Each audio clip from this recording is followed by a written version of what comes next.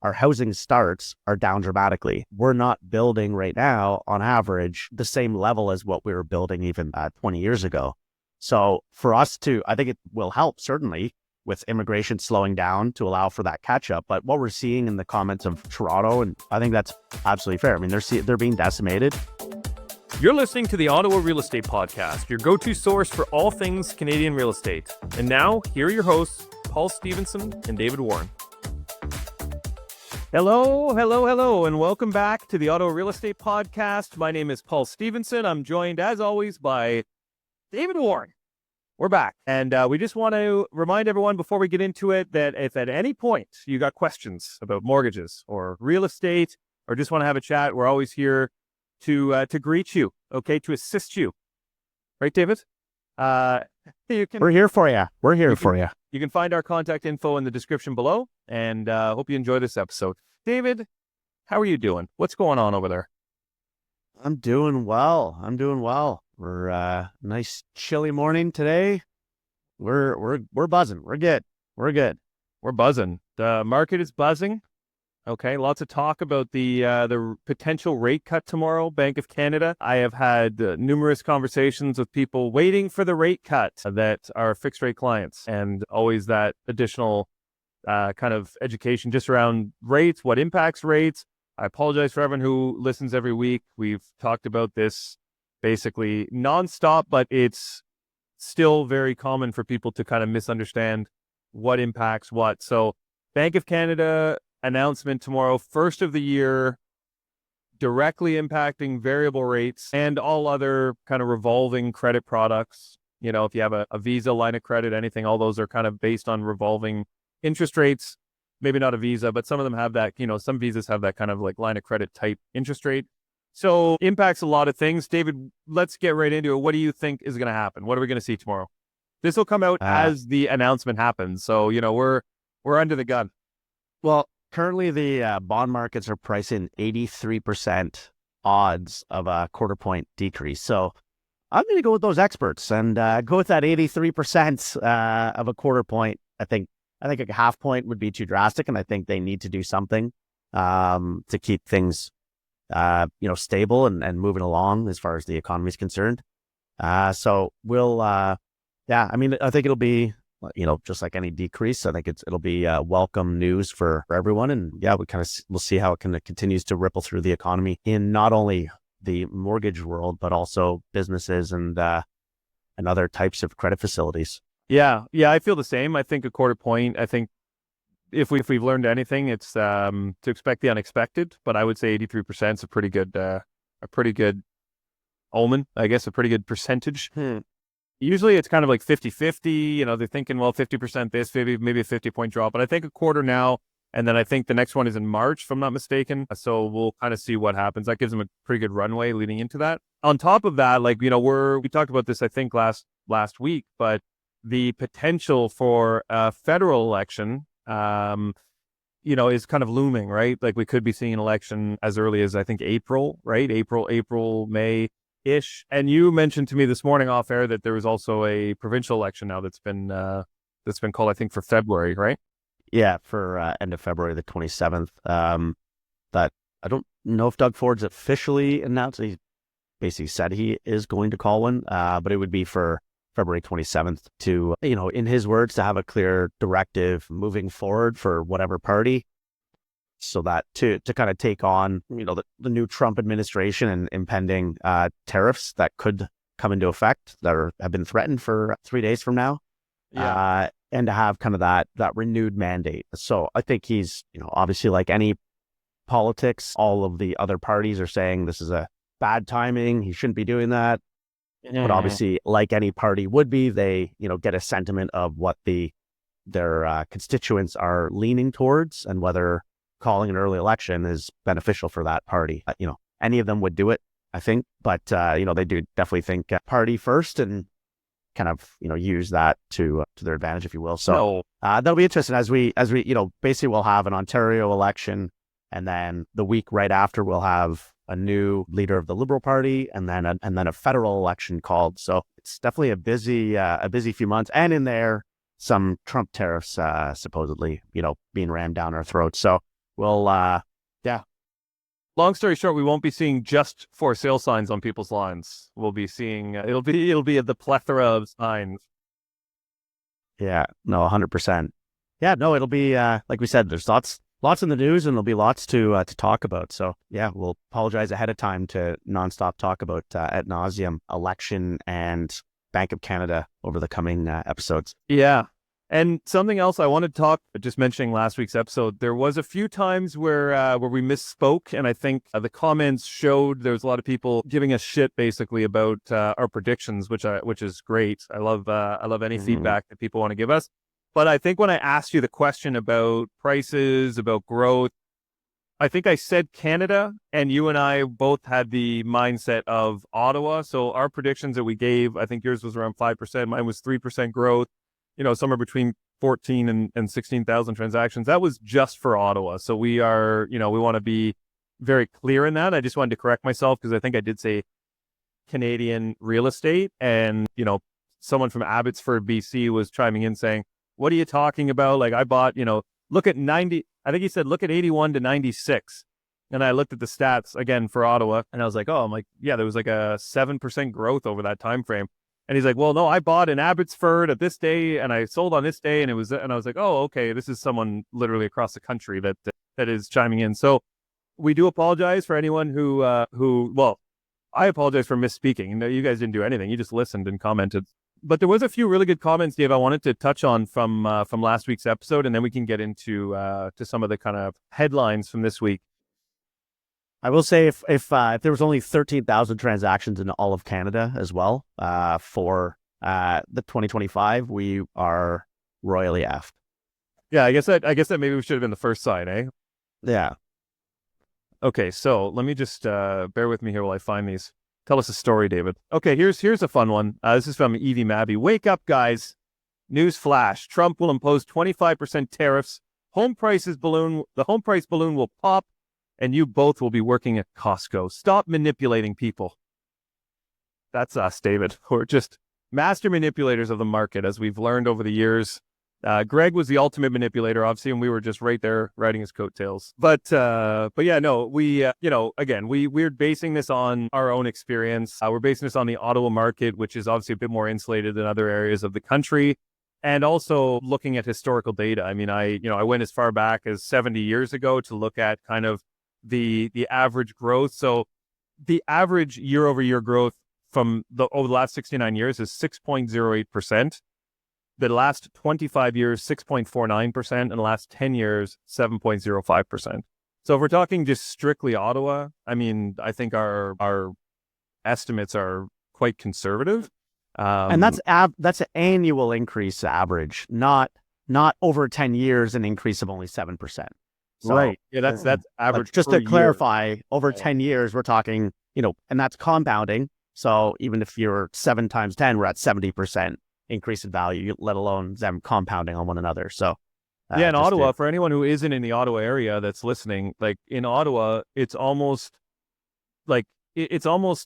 perfect science that every 10 years home prices basically double in Ottawa. So it is something to consider. And maybe, hey, if you're listening from Abbotsford, BC, you should come to Ottawa. Come join us. Another comment here from Strong Family Connects is, sorry guys, but I think you're far too optimistic on the real estate market. How do you calculate a 3 to 5% increase in prices in your prediction? The increase of supply on the market, especially with the massive amounts of condos coming on the market in the GTA. Surely this will affect prices in Ottawa. Immigration levels are decreasing drastically in Canada. Lastly, the federal government is already gearing up for layoffs, and once Poilievre gets into power, who knows how many jobs will be slashed in the federal government, Ottawa's biggest employer. I bet Greg Campbell's prediction is 0% increase at best, if not on the negative side. My prediction is minus 10%. If I'm right, do I win a prize? That was, and I know, B. Sherrill has been listening for many years, so appreciate the comment. And I think we both commented on that. I did say that, we'd kind of dive into the averages, which I just kind of gave the 69, 25, and 10-year average. But I think a 5% growth rate in Ottawa appears to be very reasonable. Like, I think, you talked about this too, like the job cuts that may or may not come are not going to be, it's not going to be one big swing and, 100,000 jobs are lost that day. I mean, they're not looking to, with jobs. They're not looking to ruin our economy. But there's a lot of people still shopping. Now, I do agree that the immigration levels are going to drop, the population growth. I actually have an article specifically on this topic, talking about the lack of immigration and the slowdown of population growth in Canada. But at the same time, there's still a lack of supply. And I do think that right now, even if there's a slight price correction, I think that there's so many people that want to buy that it's going to kind of like, even if it dips a bit, there's people waiting to get in that are going to keep it elevated. I think even if home prices come down slightly, I think they're going to rebound before the end of the year, just because there's going to be a lot of people that are going to enter the market. We've talked about it before over the years, and there's plenty of data out there of the housing shortage in Canada for what we're needing for growth. With an immigration slowdown, that will actually help us to try and bridge that gap a little bit. However, our housing starts are down dramatically. We're not building right now, on average, the same level as what we were building even 20 years ago. So for us to, I think it will help certainly with immigration slowing down to allow for that catch up. But what we're seeing in the comments of Toronto, and I think that's absolutely fair. I mean, they're being decimated, but people do, when they come to Canada, they go and they look at predominantly going to Toronto or Vancouver. Even within Canada, there's a migration to these major centers, driving up that.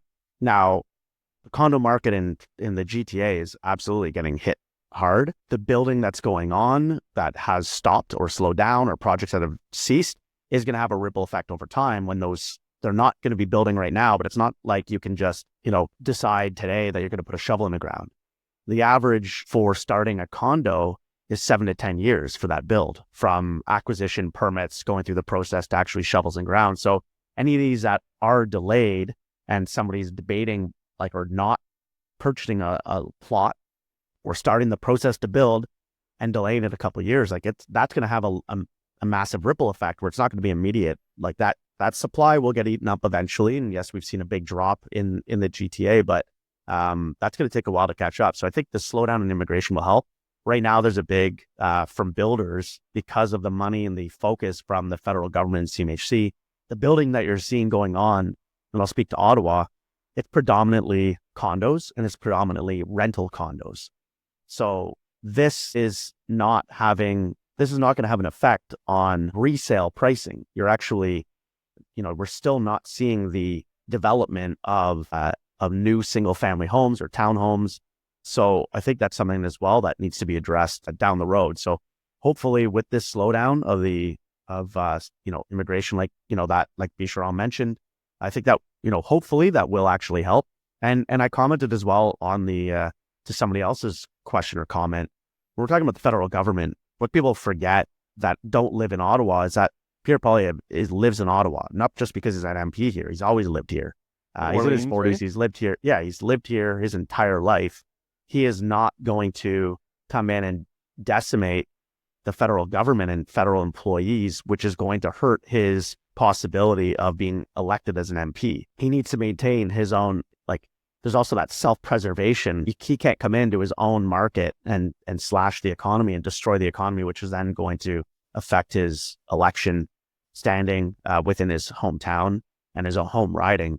I think it'll just be exactly what's happened in the past, where a lot of people are on contract, and as they come up, they're just not being renewed. I think the first and foremost is going to be a lot of the contractors, where there's a lot of contractors being paid exorbitant amounts of money. I mean, I know I see it. I know you see it. People will leave the federal government as a full-time employee, but go back as a contractor. That's not built into their statistics of how many employees are working for the federal government. So stopping those or ceasing those contracts or having them go to tender properly and reducing costs, I think, is what they're going to focus on. And as contracts come up, or as people retire, just not backfilling it. So the fact, like we've talked about before, the fact that the CRA has more employees than the IRS is absurd.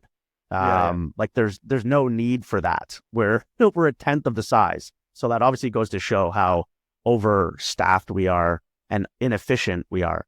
That's really the biggest thing, is that we're inefficient and overstaffed. So not a good thing. But I think as far as for Ottawa's immediate market, I don't think it's going to be a change of power Pierre Poilievre, which is not even a guarantee. There is obviously polling shows that, if depending on who comes in as the leader of the Conservative Party, could sway a lot of those voters and it could be closer than we think. But he's not going to, if it is Poilievre, he's not going to come in and just absolutely wipe the Ottawa economy out and tank our immediate, population. So I think a 10% drop, we've never had that in history in Ottawa, first and foremost. So I don't suspect that will happen.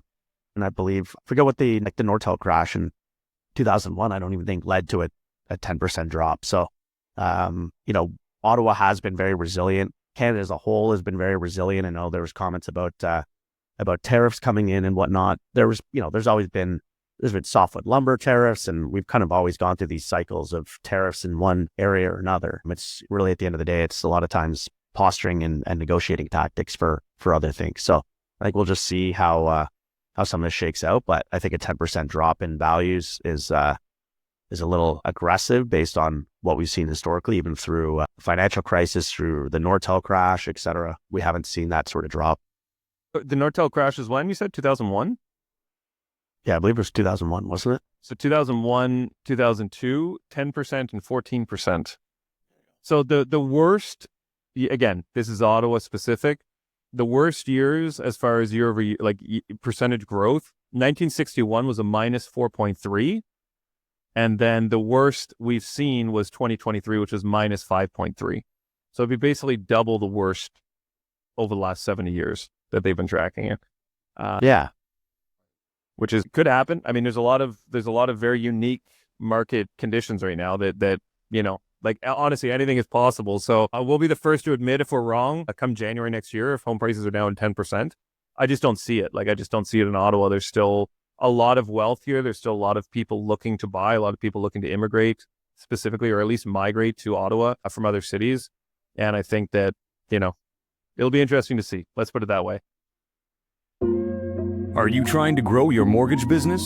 Centum has the tools and support to help you take your business to the next level. Get access to everything from free unlimited custom marketing to daily direct pay. Find out what your business can do with Centum. Learn more at joincentum.ca. Are you thinking of buying or selling a residential property? Relationships are at the heart of every real estate transaction. At Geltin Poirier Avocat Lawyers, we'd love to bring residential buyers, sellers, agents, lenders, mortgage brokers, and the law together to close the deal for you. For an effortless client experience that opens doors, call us at 613-744-4488 or visit our website at geltinpoirierlaw.ca. Let's get to the heart of your deal. Your home is one of your biggest investments, and the team at Big Westboro can help you protect it. Our expert brokers will find the perfect coverage to keep your home and belongings safe. Call 613-239-5792 or visit thebig.ca/Westboro for a free quote. Think big. Protect what matters most. So a couple things. These are actually the articles that I pulled up are actually relating to everything we're talking about. So this one here is the first one was from Better Dwelling. It says Canadian population update trims nearly 4 million people.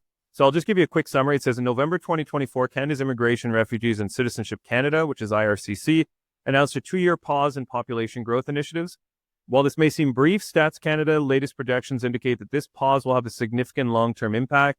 The country's population is now expected to reach 59 million by 2074, which is approximately 4 million fewer people, a 6.3% reduction than previous estimates. The revised projections suggest a sharp decline in population growth to 0.3 in 2025, followed by a 0.2% contraction in 2026. After this period, growth is expected to stabilize at around 0.8% annually, a rate last observed in 2015. So, obviously longer term, it's like anything. You're talking about, compounding the appreciation of the home. Same idea. Like if you have less people coming in the short term, then long term, there's going to be, less continued growth through children and growing families and so on, right? Mm-hmm. The other article I wanted to touch on here, which is again directly related, was this one's from Better Dwelling. It says Canada's population grew fast, but it was massively overstated. So this is for all the people saying that, the numbers are incorrect and that, the market is going to crash. I guess this would be an argument in that sense. So I'll read the summary and then I'll show you the charts that I have here, David. So it says Canada's population growth has been overstated due to challenges in accurately tracking emigration. So people basically coming in and then leaving Canada again. It says Stats Canada relies heavily on tax filings to estimate population figures, but many immigrants stop filing taxes within a few years of arriving, likely because they have left the country. For example, 91% of immigrants who arrived in 2017 filed taxes that year, but this dropped to 85% by 2021. Over time, about 1 in 6 immigrants leave Canada. It says the lack of robust system to monitor departures means individuals who leave without officially declaring it, which is probably most. Actually, I shouldn't say that. Maybe half. I don't know. I would assume the majority probably aren't, but who knows? They're not. They're still counted in the population estimate. So even if they've left, obviously they have no way to know they've left, so they're counted in our population. This is particularly common among immigrants from advanced economies such as the U.S. or France, as well as highly skilled professionals in sectors like healthcare and IT, which IT especially, I think there's a lot of people here, especially in Ottawa. We talked about the IT market and the kind of high-tech sector in Ottawa.